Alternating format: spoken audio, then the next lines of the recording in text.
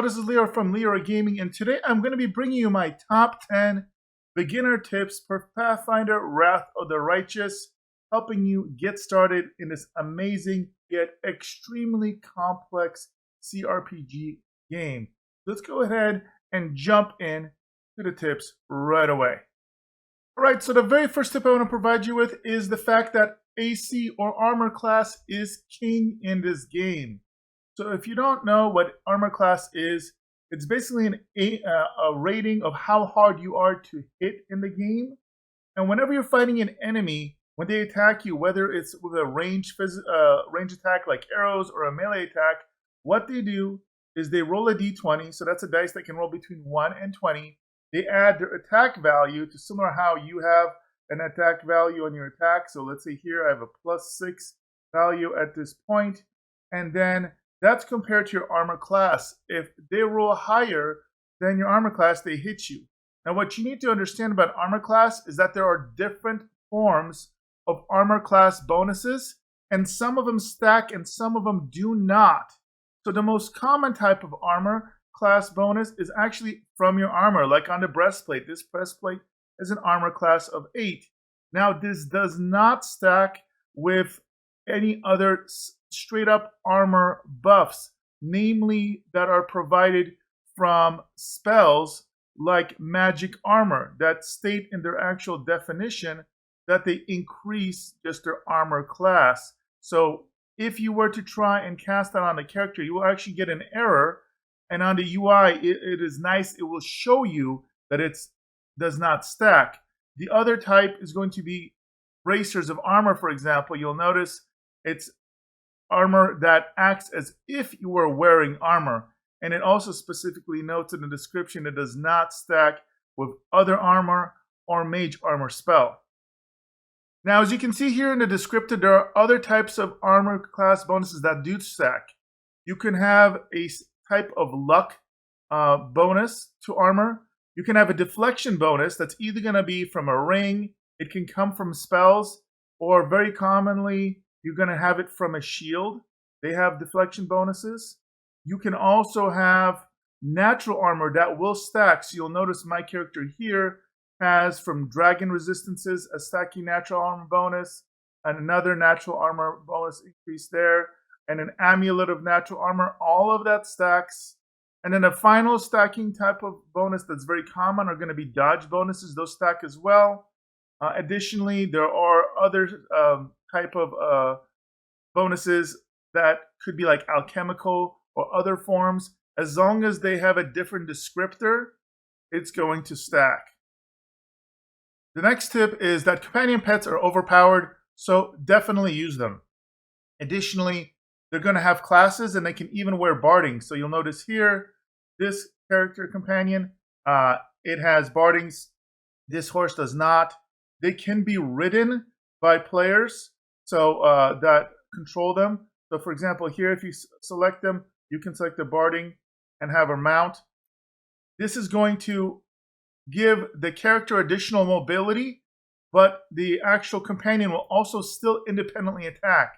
As an additional bonus, while mounted, by default, enemies will be attacking the pet, not the companion. So if you have a slightly squishier companion, this is a way to protect them until the pet gets down. The character is going to be relatively quite a bit safer. And this is because of the insane stats that these pets are going to have. So if you look at the stat line for this character, and this is actually an offensive spec pet, is an aggressor, so it doesn't even have min-max defensive stats. It has 30 armor class without any spells put on him. He's got 28 strength, 20 dex, and 19 constitution. These are insane stats compared to player characters, and is only at level 8. Here's another example, and this is just a black horse. Not quite as much armor class in this case yet, 24 armor, but remember, they can have armor. This particular horse isn't wearing armor right now, but still 20 constitution, 19 dex, 23 strength. And again, as long as they are one size larger than a player character, they can be ridden. So most player characters are going to be large unless you're like a gnome. And so they have to be large, or again, if you're a gnome character, you can be a medium size. And again, you can go ahead and ride. And if you look at a character like this, the paladin I created is quite slow when it comes to movement.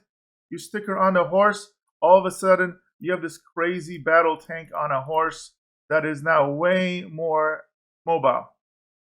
My next tip is that summons are overpowered, so use them. Now they serve a variety of purposes. Nice thing about them, a lot of times you can get summon natural ally, for example, and you can get multiple of them to spawn. And they stick around a decent amount of time, generally 1 minute per level. Now, they're going to do two things. One, they're going to do damage, but additionally, they're also going to clog up the lanes, which if you have squishy characters or a bunch of ranged characters, this is good because they can basically soak up damage from enemies. And again, look at these numbers. This is not a high level gameplay yet. You have 6 skeletons that get summoned. Here you have 3 summon leopards. A variety of classes can summon this. So for example, clerics can get the animate dead spell, and a variety of classes can specialize in summoning minions, like the summon natural allies, either in the specialty form or just as a side spell, even if you're like, let's say, a druid that isn't specialized in summoning, but has those spells on the side. So again, use these. If you're fighting a really tough fight, you can just cast these at the beginning so that the enemies will cast a bunch of powerful spells and it'll get soaked up by these guys. And then finally, you can engage with the rest of your characters. So you can really, really take advantage of these summons being quite useful and versatile. My next tip is that you're going to want to save your early money for recruiting armies. So one of the major systems that I'll have a separate video on is the Crusade system. And if you choose to partake in it, because there is technically an option to skip it, have it be automated, although I don't recommend it because I found it quite fun. But one of the things that people complain about the system is that you can get really wrecked early on with your initial army. And that's because people aren't taking the time to build up the armies so that they can effectively fight against the enemies. So, for example, you're going to see here, I have a pretty large army here of 43 Hell Knights, 252 Footmen, 75 Clerics, and 165 Archers. These don't come cheap or easy. So what you're going to see is this feature on the bottom left-hand corner called Recruit. And so you're going to have resources that you get daily that will build up so you can purchase them. But if you're going to want to really deck out your armor through the army through the weekly recruitment, as well as the mercenary system you're going to unlock relatively early, you're going to want to buy resources with this button here. But it's not cheap. So for example, if I wanted to buy these remaining 1,812 resources, that's going to cost 9,000 gold.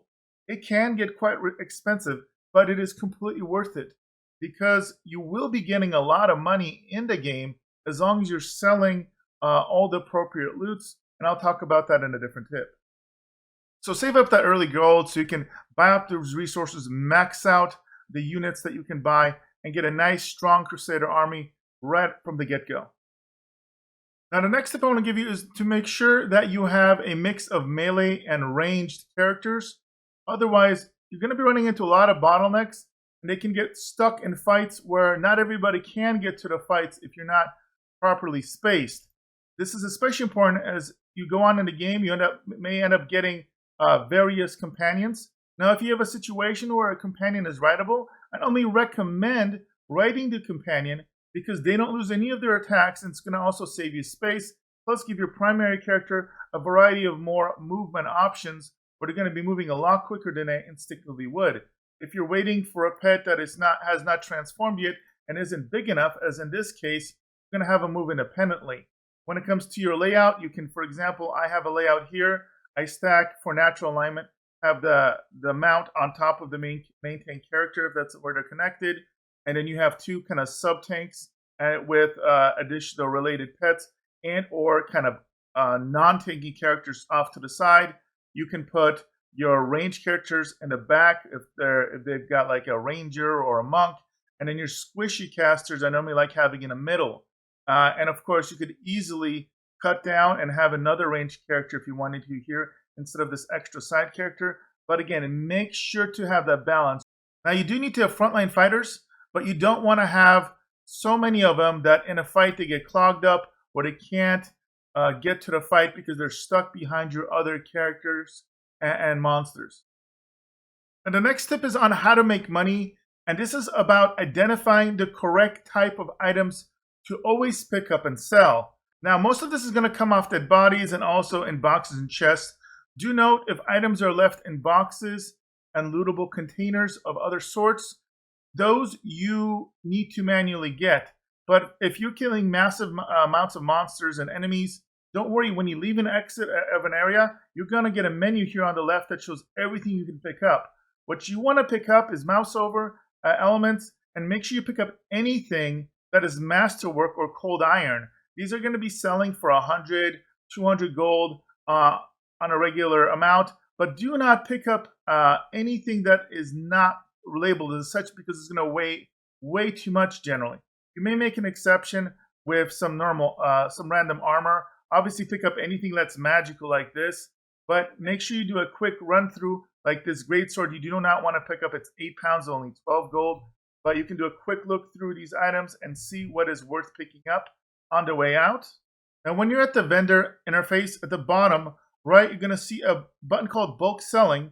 And there's a little circle next to that. You're going to want to click that and make sure that masterwork, non-magical, and other are checkmarked. This is so that when you click bulk selling, it's going to take all these items that you're not going to need to keep and some of these that are specifically meant to be sold to vendor that are going to pop into here. And it's not uncommon to get hundreds, thousands, or even later, even tens of thousands of gold of kind of junk items that you're going to pick up. Additionally, if something is cold iron, you're going to have to manually sell it. But again, it sells for a lot. Early game, 200 per item is really, really powerful. When it comes to magic items, I normally recommend holding on to magic items unless an emergency. You never know when we're going to need them for a new character, for example. But once it's very, very clear that you've kind of out-leveled a certain type of item like this hide armor +1, no longer need, then you can manually sell them. In the meantime, I recommend placing them in your shared stash for your commander so that you don't have them take up too much weight when you're traveling around. All right, my next tip is to make sure that you optimize your camping skills. Camping in the wild is going to be a critical part of your experience. In order to camp safely, you're going to want to make sure that in this interface, you have individuals that effectively cover all the key positions for survival and for controlling your abysmal corruption. So you're going to want to make sure, first and foremost, make sure you have somebody, at least one character, with a really high bonus to lore religion, because they are the ones that are going to be doing a roll to see if your abysmal corruption level goes down or if it goes up dramatically. If you're resting a lot and this goes up really high, you can start getting some pretty significant debuffs to your group. So make sure you have at least one high lore religion character. Now the next role you need to fill is somebody to provide camouflage, and this is by having a high bonus stealth skill check. Now it's very common for people to forget about the stealth skill in this game.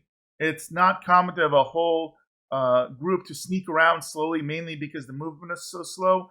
But at the very least, you want to have one character of a high stealth skill, even if it's just to provide camouflage. It's going to help you avoid a lot of unnecessary, poorly timed fights when you are very beat up. You don't have your spells. Now you try and rest. You fail this check. Now you're in a fight, and you could potentially get compromised. And then you're going to want to make sure you have two characters that can fill the night watch positions. This means you need high perception skill bonuses for this. Now, because perception also helps you find random hidden items, etc., it's more common for people to have multiple characters with high perception, but do not neglect this. There are two watches, the early watch and the late watch. And again, if you do get spotted because your stealth check fails and you roll an enemy encounter, if you do not have one of these individuals succeed on this perception check, then you're going to be extra vulnerable as your characters get caught sleeping, and you're going to be at a big disadvantage heading into the fight. All right, my next tip is for casters, especially at low levels, and this tip is to set your level 0 spells, your cantrips, to auto cast. So an alternative to using kind of your entry-level crossbows that a lot of casters get is that you can actually indefinitely cast these level 0 spells. So if you go in your spell book, you'll notice these are all level 0 cantrips. You can cast them indefinitely. And what you can do is you can right-click on them, and you'll notice on the bottom left-hand corner, it pops up this little side tab, and this means that this will be auto-cast anytime a character has a chance to auto-attack when you're not manually giving them a high-level spell to cast. You'll notice they have really good range, as you see here. That circle is how far you can shoot them. They do magic damage, and obviously your caster is going to have bonuses to their casting abilities. So it makes a nice alternative for auto-casts as opposed to some of their crossbow attacks that they may not even have very good bonuses for hitting. So don't neglect the level 0 cantrips when you're starting out. Now my next tip for you guys is for you guys to recruit a bard into your group, and in particular, one with 14 intelligence. Now the reason for this is twofold. Number one, you want to get the class because it has bardic knowledge, and it's going to add half your class level to all knowledge and lore skill checks. Now the reason you want 14 intelligence is that it's going to give you a total of 5 skill points every time you level up. What this basically leads you to having is enough points to put 1 point into persuasion, for example, because you're going to be charisma based, and more likely this is going to be the character that makes all of your charisma checks. But then you have 1 point for every single skill knowledge check. And as you can see here, at level 7, he already has an insane 15 to lore religion, 18 to lore nature, 18 knowledge world, and 14 to knowledge arcana. This character single-handedly can handle all of the checks you need for the entire game when it comes to making charisma checks, knowledge checks, etc. This means that for other characters that are not intelligence-based, if you want, you can use intelligence as a dump stat and just have them use 1 or maybe 2 skills that are functionally important. And then your other characters can cover other areas like perception, mobility, when needed, athletics, and so forth. So get yourself a bard. My recommendation is the archetype Beast Tamer. It's going to provide you with some multi-spammable summons of nature ally that will get really powerful. And they'll also get what's called Inspire Ferocity. That's basically like a rage ability for all the summons. You're going to get to cast this constantly. So this is going to be a very good support character that will also deal good damage and have access to some quite excellent spells as well. Now, if you don't know where to recruit characters, just to let you know, from the very beginning of the game, as soon as you have kind of like a home base where you go to rest, you're going to find this character named Hilor. You can interact with him, and he has an option that says, I need brave and experienced fighters, and it lets you create a character. Now, do note, the higher level your main character is, the more expensive this gets. So at this point, this gets kind of expensive, 24,500. I recommend doing this at the early part of the game. The first couple levels, this is only 45,000 gold or so, and that's when you want to create it, and it can really, really help out. Now, my final tip is a reminder that you can actually respec your characters. And the way you do this is you also find a character Hilor, and there's an option here that says, my companions and I need good training. When you click on it, it says, I will get a great mentor from Absalom. For the first few times, he'll train your fighter free of charge. So when you click on this, notice it will let you respec any of your main companions. Now, do note, if you have a main character that has a companion, like the paladin that has an option to get a mount, this will, when you respec them, also give you an option to respec the mounts, which is important. So again, you click on them. Now, I do want to point out, it does not let you go and respec level 1. So for example, if you go and respec her, notice it does start her at level, she's level 1 shaman, spirit hunter, no matter what. So you cannot change their base class, but outside of that, you can start with level 2, for example, with her, and customizing her if you want to go and do a better class, for example. So you can do that with all your characters, as well as your custom created characters as well. All right, guys, so those are my top 10 tips for beginners for Pathfinder Wrath of the Righteous. I hope you enjoyed this video and found it helpful. If you did, make sure to hit the like, subscribe, hit the notification bell, and you can look forward to more videos coming to you about Pathfinder Wrath of the Righteous in the near future. See you guys in the next video.